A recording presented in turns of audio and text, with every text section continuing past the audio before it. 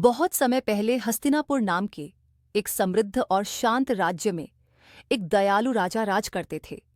राजा प्रजा का दर्द समझते थे और न्यायप्रिय थे, लेकिन उनके जीवन में एक ऐसा दुख था जो कभी कम नहीं हुआ।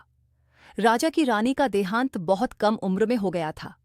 उस समय उनकी एक नन्ही सी बेटी थी, आर्या, जो सिर्फ 7 साल की थी। माँ के जाने के बाद आर्या अक्सर महल की खिड़की के पास बैठकर आसमान को देखा करती और धीरे से कहती, माँ, आप मुझे छोड़कर क्यों गए?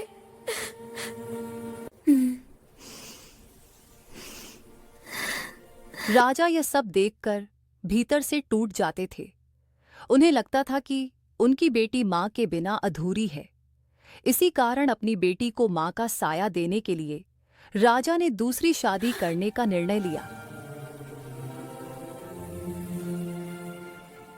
राजा ने आराध्या नाम की स्त्री से विवाह किया। आराध्या पहले से ही एक बेटी की माँ थी, काव्या। काव्या देखने में सांवली थी और उसका स्वभाव घमंडी, चिड़चिड़ा और ईर्ष्यालु था। शुरुआत में रानी आराध्या राजा के सामने आर्या को अपनी बेटी की तरह ही दिखाती थी। सबके सामने वह आर्या के सिर पर हाथ फेरती, मुस्कुराती और कहती, ये भी मेरी ही बेटी है महाराज। अब आप चिंता मत कीजिए, मैं इसका बहुत ही अच्छे से ख्याल रखूंगी, इसे माँ जैसा प्यार दूंगी। राजा को लगा कि अब उनकी बेटी को माँ का प्यार मिल गया है, लेकिन यह उनकी सबसे बड़ी भूल थी। अकेले में रानी आराध्या का चेहरा बदल जाता। उसकी आंखों में आर्या के लिए नफरत और जलन साफ दिखाई देती। रानी आराध्या अपनी बेटी काव्या को बेहद प्यार करती थी। उसे महंगे कपड़े, गहने और हर सुख देती थी। वहीं आर्या के लिए उसके दिल में सिर्फ नफरत थी। आर्या बेहद गोरी, सुंदर और मासूम थी। यही बात रानी को भीतर ही भीतर जलाती रहती। वह सोचती, मेरी बेटी सांवली है और ये लड़की इतनी सुंदर क्यों है? रानी आराध्या आर्या को बाग में खेलने नहीं देती, अच्छे कपड़े नहीं देती। तुम्हें कितनी बार कहा है, ये सारी ड्रेस काव्या के लिए है, तुम्हारे लिए नहीं है। दोबारा मेरी काव्या का ड्रेस को मत छूना। और हर छोटी बात पर ताने मारती रहती। राजकुमारी होकर भी कुछ नहीं आता। चेहरा सुंदर है, अक्ल नहीं। आर्या सब कुछ चुपचाप सहती रहती। उसकी आंखों में आंसू होते, लेकिन जुबान पर कोई शिकायत नहीं। निकल जाओ यहां से।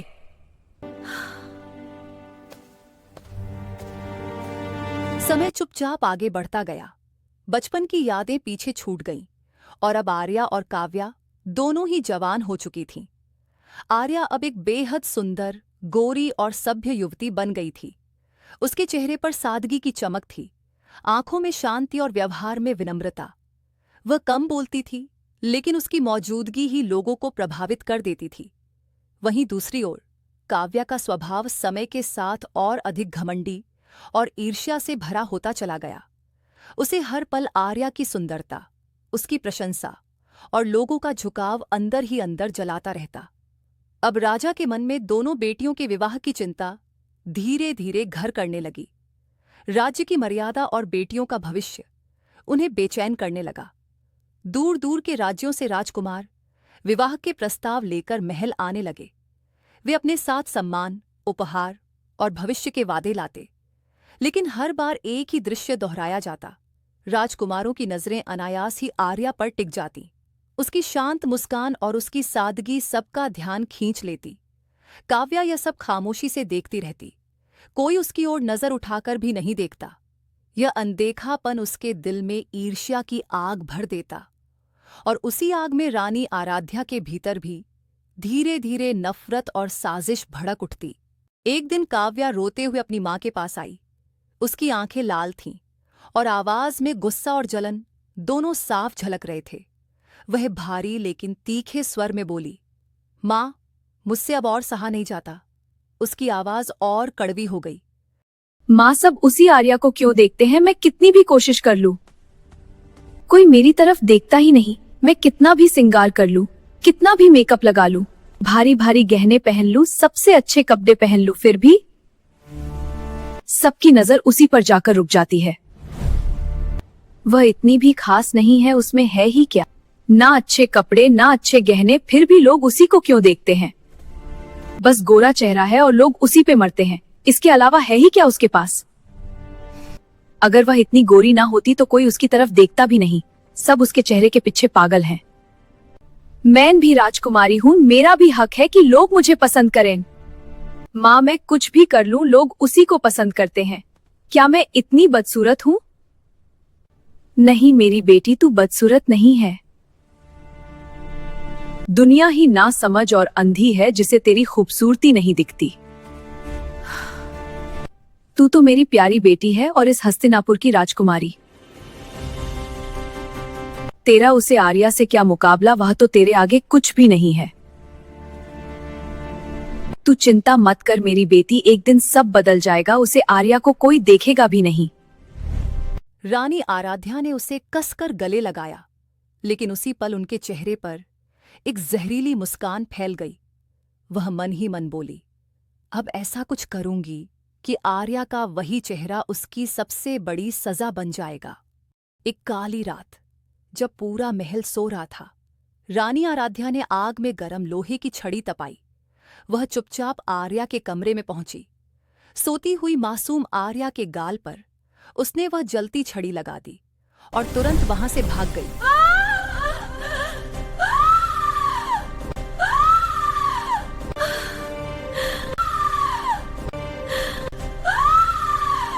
आर्या की चीख से महल गूंज उठा। उसके चेहरे पर गहरा दाग पड़ गया। पूरे राज्य में यह अफवाह फैला दी गई कि यह एक हादसा था, लेकिन सच्चाई यह थी कि यह एक सोची समझी साजिश थी। एक दिन काव्या ने हिम्मत करके अपनी माँ से पूछा, माँ, क्या ये सच में एक हादसा है? आराध्या ने कोई जवाब नहीं दिया। वह बस एक हल्की सी मुस्कान देती रही। कुछ पल बाद धीमे स्वर में बोली, कुछ सच्चाइयां शब्दों में नहीं बोली जाती काव्या। यह सुनते ही काव्या की खुशी का कोई ठिकाना न रहा। उसके होंठों पर मुस्कान फैल गई। अब तेरा उस आर्या से कोई मुकाबला नहीं है। वो आर्या अब तेरे आगे कुछ भी नहीं है मेरी बेटी। अब तेरा हक तुझे मिल के रहेगा। यह सुनते ही अपनी माँ से लिपट गई और उसी पल काव्या ने मन ही मन कहा, अब उसे रोज याद दिलाऊंगी कि वो क्या बन चुकी है, क्योंकि सबसे गहरी चोट शरीर पर नहीं, दिल पर लगती है आर्या। अब आर्या को अपने चेहरे से नफरत होने लगी। वह किसी से नहीं मिलती, आईने से दूर रहती, लेकिन उसने रोकर हार नहीं मानी। उसने अपने दर्द को ताकत बना लिया। वह जंगल में तीर कमान चलाना सीखने लगी। अकेले रहना उसकी आदत बन गई। राजा यह सब देखता था और हर फैसले में उसका साथ देता था, क्योंकि वह अपनी बेटी से बेहद प्रेम करता था। एक दिन जब महल के गलियारे असामान्य रूप से शांत थे और आर्या अपने कमरे में अकेली बैठी थी, मोमबत्ती की हल्की रोशनी में वह अपने जले हुए चेहरे को आईने से छुपाए बैठी थी, तभी दरवाजे के बाहर कदमों की धीमी आवाज गूंजी। दरवाजा धीरे से खुला। काव्या भीतर आई। उसके चेहरे पर बनावटी चिंता नहीं, बल्कि ठंडी मुस्कान थी। उसकी आंखों में सहानुभूति नहीं, सिर्फ जलन और झड़ था। आर्या ने पलटकर देखा। एक पल को उसका दिल कांप उठा। वह समझ गई, यह मिलने नहीं आई है, यह झकम कुरेदने आई है। अरे राजकुमारी आर्या, आज इतनी चुप क्यों हो? क्या हुआ? जिस चेहरे पर सब मरते थे, उसे आज छुपा रही हो? कल तक सब तुम्हें देखते नहीं थकते थे, और आज तुम खुद आईने से डर रही हो? बताओ ना, अब वो गोरा चमकता चेहरा कहाँ गया, जिस पर राजकुमारों की नजरें टिक जाया करती थी? अब देखो, ना तारीफ, ना चाहने वाले, ना कोई नजर। इतना घमंड किस बात का था आर्या? सोचा था सुंदरता हमेशा तुम्हारे साथ रहेगी। अब समझ आया, सुंदरता पल भर में राख बन जाती है। अब कोई तुम्हें राजकुमारी नहीं कहेगा। अब लोग बस तुम्हारा दाग देखेंगे। और जानती हो सबसे मजेदार बात क्या है? अब जब लोग तुम्हें देखेंगे तो मुझसे नजरें मिलाएंगे, क्योंकि अब मैं सुंदर हूँ और तुम बस एक बदसूरत निशान बनकर रह गई हो आर्या। ये कहकर काव्या पलटी और बिना रुके कमरे से बाहर चली गई। आर्या वहीं जमीन पर बैठी रह गई। न उसने कुछ कहा न रोई, बस सिर झुका लिया। कमरा शांत था, लेकिन उसके दिल में तूफान मचा हुआ था। एक दिन हस्तिनापुर में राजकुमार आरवर्धन पधारे। राजा ने उनका भव्य स्वागत किया। राजा स्वयं महल के द्वार तक आए। फूलों से उनका स्वागत किया गया। राजकुमार ने विनम्रता से झुककर प्रणाम किया। राजा ने मुस्कुराते हुए कहा, स्वागत है राजकुमार, आपका आगमन हमारे राज्य के लिए सौभाग्य की बात है। रानी आराध्या यह अवसर हाथ से जाने नहीं देना चाहती थी। उसने जानबूझकर काव्या को सबसे सुंदर वस्त्र पहनवाए, भारी गहनों से सजाया और राजकुमार के सामने प्रस्तुत किया। काव्या ने गर्व से सिर उठाकर राजकुमार को देखा। राजकुमार आरवर्धन ने शिष्टाचार से कहा, नमस्कार राजकुमारी। फिर उन्होंने राजा की ओर देखा और शांत स्वर में पूछा, महाराज, आपकी तो 2 बेटियां हैं, फिर आपने दूसरी राजकुमारी से मेरा परिचय क्यों नहीं कराया? ये सुनते ही राजा का चेहरा बुझ गया। उनकी आंखें भर आईं। दर्द भरे स्वर में उन्होंने कहा, बेटा, वह अब किसी से नहीं मिलना चाहती। एक हादसे ने उसकी पूरी दुनिया बदल दी है। कहते कहते राजा रो पड़े। रानी आराध्या ने झट से उन्हें संभालते हुए कहा, महाराज, वह बस एक दुर्भाग्यपूर्ण हादसा था जिसने आर्या को ऐसा बना दिया। लेकिन उसके शब्दों में संवेदना नहीं, केवल दिखावा था। राजकुमार आरवर्धन चुप रहे, पर उनके मन में प्रश्न गूंजने लगे। कुछ दिनों बाद एक दिन राजकुमार आरवर्धन शिकार से लौट रहे थे। तभी जंगल के भीतर से तीर के चलने की आवाज आई। उन्होंने देखा, एक युवती तीर कमान का अभ्यास कर रही थी। चेहरे पर गहरा दाग था, लेकिन आंखों में अजीब सा जुनून और साहस। राजकुमार ठिठक गए। उन्होंने पास खड़े सैनिक से धीमे से पूछा, ये कौन है? सैनिक ने सम्मान से कहा, राजकुमार, यही हमारी राजकुमारी आर्या हैं। उस दिन के बाद राजकुमार आरवर्धन अक्सर दूर से आर्या को अभ्यास करते देखते। उसकी मेहनत, उसका धैर्य और उसके चेहरे से कहीं अधिक सुंदर उसका साहस और उसकी सादगी। एक दिन वे स्वयं उसके सामने आए। राजकुमार बोले, राजकुमारी आर्या, आप किसी से क्यों नहीं मिलती? आर्या का चेहरा सख्त हो गया। उसकी आंखों में बीते जख्म तैर गए। आर्या ने रुखे स्वर में कहा, यह जानना आपके लिए जरूरी नहीं है। कुछ पल की चुप्पी छा गई। फिर राजकुमार शांत स्वर में बोले, अगर यह आपके चेहरे के दाग की वजह से है, तो मैं कह दूं, तुम्हारे चेहरे का दागा नहीं, तुम्हारा दिल सुंदर है। ये सुनते ही आर्या की आंखों में आंसू भर आए। उसे लगा, दुनिया की तरह ये भी उसका मजाक उड़ा रहे हैं। वह कुछ बोल न सकी। दिल भारी हो गया। बिना पीछे देखे वह वहां से चली गई और राजकुमार आरवर्धन बस उसे जाते हुए देखते रह गए। पहली बार उन्हें एहसास हुआ, किसी टूटे दिल को सच बोलकर भी डरा दिया जा सकता है। महल में रहते हुए राजकुमार ने दोनों बहनों का स्वभाव देखा। जहां काव्या नौकरों से ऊंची आवाज में घमंड से बात करती, वहीं आर्या नौकरों से नम्रता और प्रेम से पेश आती। यही अंतर राजकुमार के दिल को छू गया। जब विदा का समय आया, राजकुमार ने राजा से कहा, महाराज, मुझे आपकी बेटी बहुत पसंद आई है। मैं उनसे विवाह करना चाहता हूँ। पूरा दरबार खुशी से झूम उठा।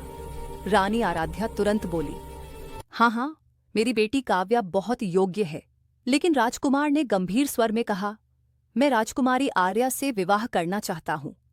ये सुनते ही रानी आराध्या और काव्या स्तब्ध रह गईं। राजा खुशी से रो पड़े। उन्होंने राजकुमार को गले लगाकर कहा, हमें यह रिश्ता मंजूर है। राजकुमार स्वर में महाराज से कहा, महाराज, यदि आपकी अनुमति हो तो मैं राजकुमारी आर्या से मिलना चाहता हूं। राजा की आंखों में आश्चर्य और खुशी एक साथ चमक उठी। वे राजकुमार को साथ लेकर आर्या के कक्ष की ओर बढ़े। राजा धीरे से आर्या के पास पहुंचे। उन्होंने प्यार से उसके बालों पर हाथ फेरा और बोले, आर्या बेटा, राजकुमार आर्यवर्धन तुमसे विवाह करना चाहते हैं। यह सुनते ही आर्या स्तब्ध रह गई। उसका हृदय तेजी से धड़कने लगा। उसने एक पल के लिए राजकुमार की ओर देखा, फिर अपनी नजरें जमीन पर टिका ली। राजा ने नरमी से कहा, आर्या, राजकुमार आर्यवर्धन तुमसे कुछ बात करना चाहते हैं। ये कहकर राजा उन्हें अकेला छोड़कर बाहर चले गए। राजा के जाते ही आर्या की आंखों से आंसू बहने लगे। कांपती आवाज में उसने कहा, आप ऐसा क्यों कर रहे हैं? आप जानते हैं मेरे चेहरे पर दाग है, लोग मुझे देखकर मुंह फेर लेते हैं। उसकी आवाज टूट गई। राजकुमार ने उसकी आंखों में देखा। थोड़ा रुककर उन्होंने कहा, उनकी आवाज में न कोई दया थी, न कोई बनावट, सिर्फ सच्चाई थी। राजकुमारी आर्या, लोग तुम्हारे चेहरे पे लगे निशान को देखते हैं, लेकिन मैं उस दिल को देखता हूं जिसने इतना सख्त नफरत नहीं सीखा, जिसने इतना सहकर भी दया, सम्मान और साहस नहीं छोड़ा। असली सुंदरता है। थोड़ा रुककर उन्होंने कहा, दाग तुम्हारी पहचान नहीं है आर्या। तुम्हारी पहचान तुम्हारा साहस, तुम्हारी सादगी और तुम्हारा सच्चा दिल है आर्या। यह सुनकर आर्या की आंखें भर आईं। बरसों बाद किसी ने उसे उसके चेहरे से नहीं, उसकी आत्मा से देखा था और उसके दिल से प्यार किया। यह सुनते ही आर्या फूट फूट कर रो पड़ी। सालों का दर्द, डर और अकेलापन आंसुओं में बह गया। उसने आगे बढ़कर राजकुमार को गले लगा लिया। राजकुमार अरवर्धन के आग्रह पर महाराज ने पूरे मामले की दोबारा जांच करवाई। इस बार कोई झूठ छुप नहीं पाया। सौतेली मां आराध्या और काव्या की साजिश सबके सामने आ गई। दरबार में सन्नाटा छा गया। राजा फूट फूट कर रो पड़े। राजा ने सौतेली मां और काव्या को राज्य से बाहर निकाल दिया गया।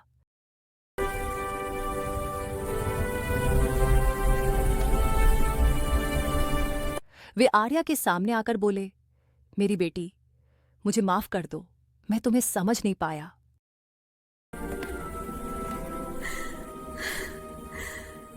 कुछ समय बाद पूरे हस्तिनापुर में उत्सव मनाया गया। राजकुमारी आर्या और राजकुमार अरवर्धन का विवाह धूमधाम और प्रेम के साथ संपन्न हुआ। आर्या के चेहरे पर दाग अब भी था, लेकिन उसकी आंखों में आत्मविश्वास और सुकून चमक रहा था। और पूरी दुनिया ने सीखा, खूबसूरती चेहरे में नहीं, दिल में होती है।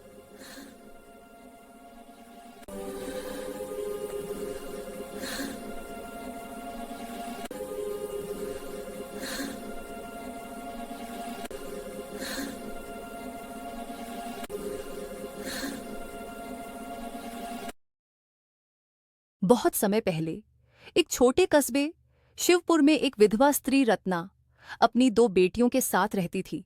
बड़ी बेटी वेदिका, जो सांवली थी, और छोटी बेटी मान्या, जो बहुत गोरी और चटक रंग की थी।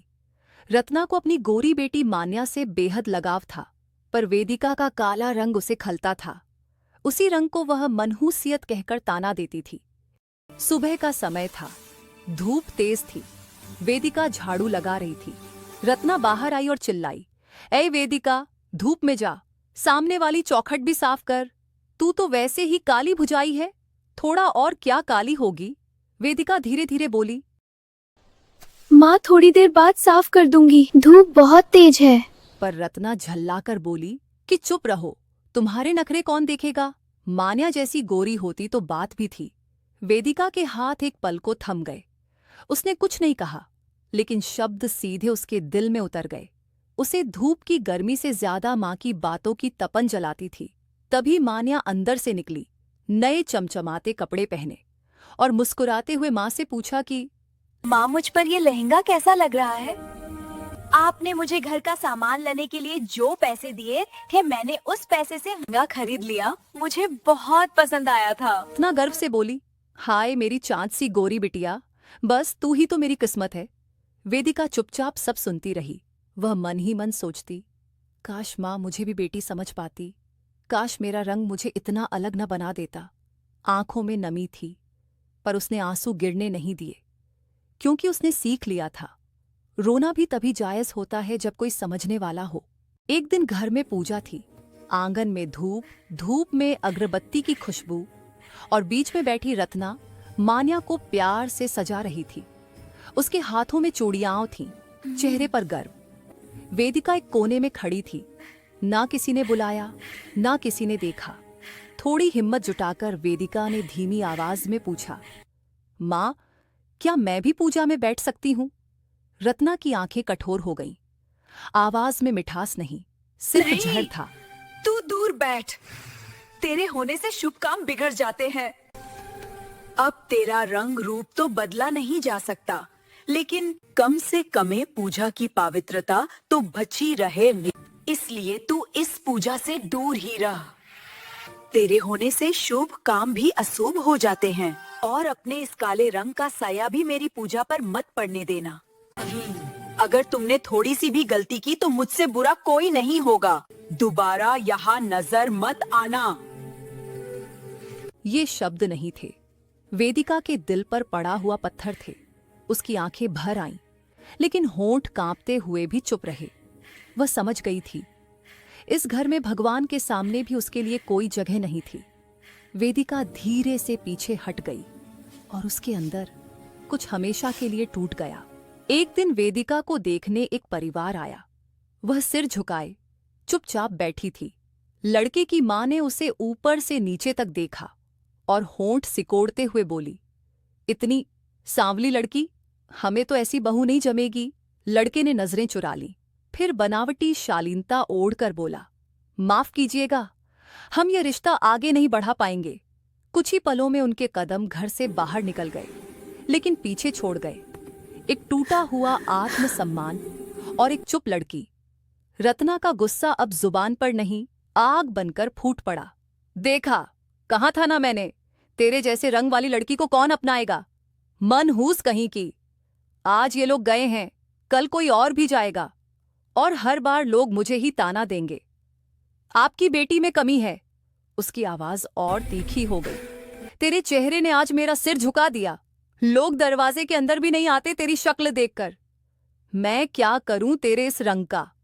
तेरी वजह से मेरी गोरी बेटी की शादी भी लटकी हुई है। हर शब्द वेदिका के भीतर कुछ कुछ तोड़ता चला गया। वह कुछ कह न सकी, न आंसू निकले, न आवाज, बस मन ही मन एक टूटी हुई फुसफुसाहट। माँ, मेरे रंग में मेरा क्या दोष है? वेदिका के काले रंग से परेशान होकर रत्ना ने बिना सोचे समझे जल्दी में उसकी शादी कर दी। लड़का गरीब था पर ईमानदार। नाम था आरव। उसके घर में अक्सर खाने तक के लाले पड़ जाते थे। शादी सादगी में हुई, ना ढोल नगाड़े, ना खुशियों का शोर, बस एक चुपचाप विदाई और एक अनजाना डर। जब वेदिका पहली बार अपनी ससुराल पहुंची तो उसके मन में सवालों की भीड़ थी। क्या यहां भी मेरा रंग मेरा पीछा करेगा?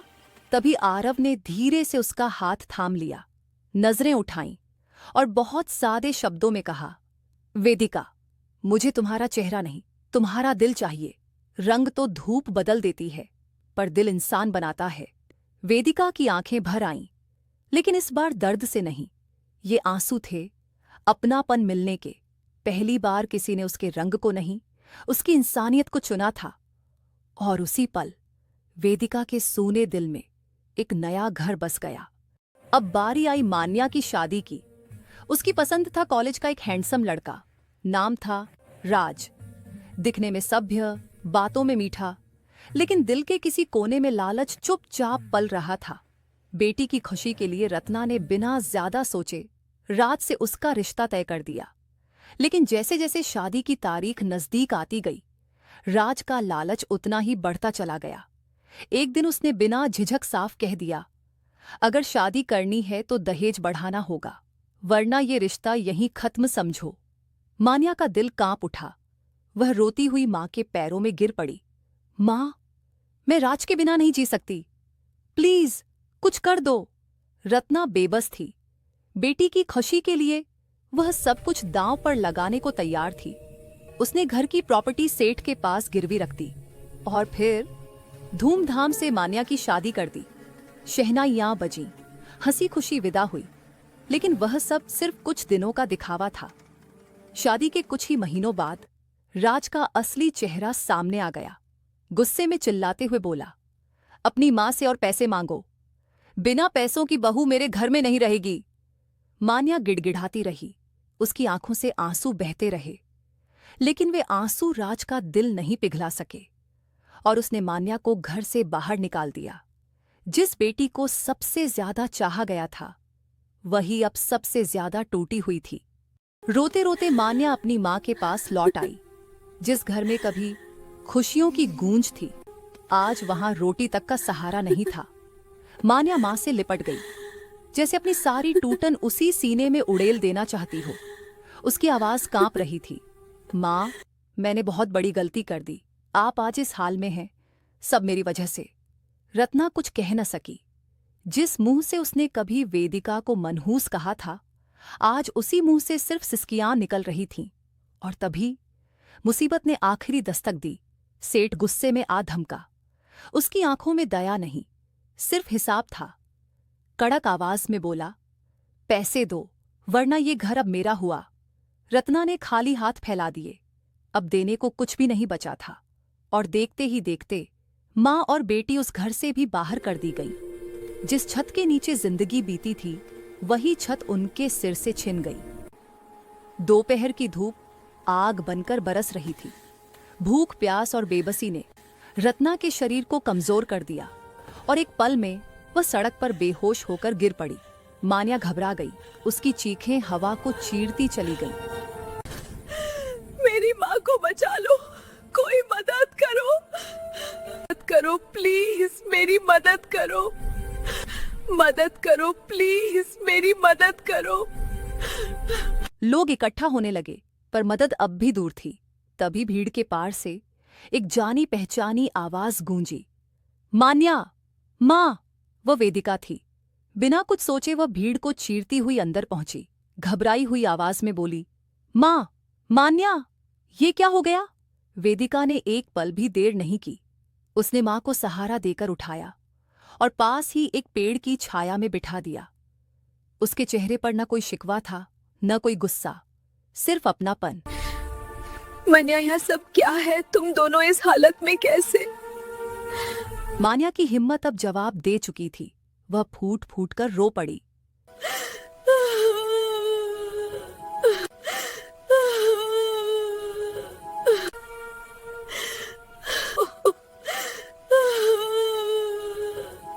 यह सब मेरी वजह से हुआ है। आज माँ इस हालत में मेरी वजह से है। दीदी, मुझे माफ कर दो।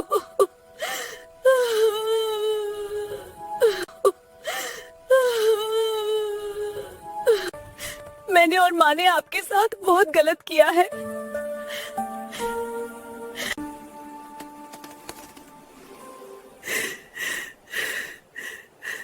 वेदिका बिना कुछ कहे माँ और बहन को अपने घर ले आई। यह वही वेदिका थी जिसे कभी अपने ही घर में ठिकाना नहीं मिला था। आज उसका घर छोटा था, पर सुकून से भरा हुआ। यहाँ कोई भेद नहीं था, कोई रंग नहीं देखा जाता था। यहाँ सिर्फ इंसानियत रहती थी। आरव रोज मेहनत करता था और वेदिका के हाथों में अब अपमान नहीं, सम्मान था। आरव रसोई से खाना लेकर आया। उसकी आवाज में सिर्फ शब्द नहीं, अपनापन था। माँ जी, पहले आप खाना खाइए। थाली देखते ही रत्ना की आंखें भर आईं। कभी जिसने इस बेटी को भूखा रखा था, आज उसी बेटी के घर इज्जत के साथ खाना मिल रहा था। रत्ना का सिर अपने आप झुक गया। वेदिका ने धीरे धीरे माँ को खाना खिलाया। कुछ ही पलों में रत्ना की हिम्मत जवाब दे गई। वह फूट फूट कर रो पड़ी। कांपते होठों से बोली, वेदिका, मैं बहुत बुरी माँ हूँ। तेरे रंग के लिए तुझे कोसती रही, तुझसे काम कराती रही और खुद को सही समझती रही। मुझे माफ कर दे मेरी बेटी। आज समझ आया बेटी, काला रंग मनहूसियत नहीं होता। मनहूसियत तो काला दिल होता है।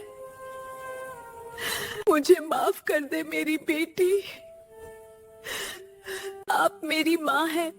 मुझे तब आपका प्यार चाहिए था और आज भी बस आपका प्यार चाहिए मुझे।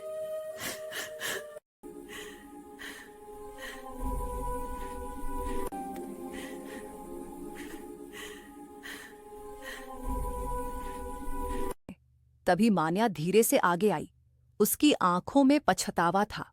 टूटती आवाज में बोली, दीदी, आज समझ आया, तुम हम सब में से सबसे सुंदर हो, क्योंकि सुंदरता चेहरे में नहीं, दिल में होती है।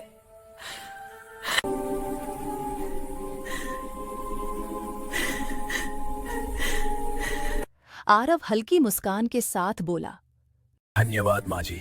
कि आपा ने मुझे वेदिका जैसी पत्नी दी। कभी जिस वेदिका को उसके काले रंग के कारण मां ने ठुकराया था, वही बेटी आज सभी की सबसे बड़ी सहारा बन गई। और रत्ना को आखिर यह समझ आ गया, रंग कभी इंसान को बड़ा नहीं बनाता, पर इंसानियत उसके रंग को भी उजला कर देती है। अगर आपको यह कहानी अच्छी लगी हो तो अभी हमारे चैनल को सब्सक्राइब करें, बेल आइकन दबाना ना भूलें, वीडियो को लाइक करें और कमेंट में अपनी राय जरूर बताइए।